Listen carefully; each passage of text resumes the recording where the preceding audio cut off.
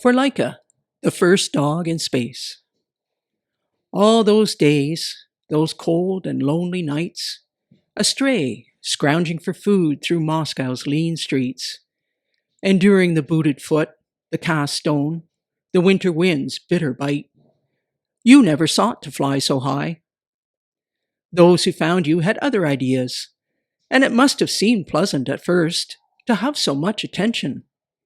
The photos, snapped before Sputnik 2's launch, show your face open-mouthed and eager, up-pricked ears bearing a jaunty forward tilt, as though you couldn't wait to set your feet on adventure's bright path.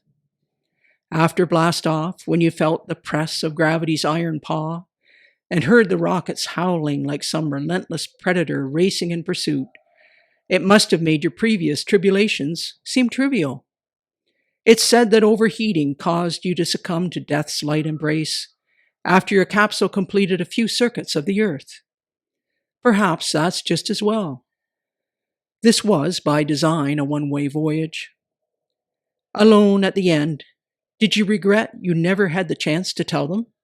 You'd have happily settled for a good long car ride with your head thrust out an open window.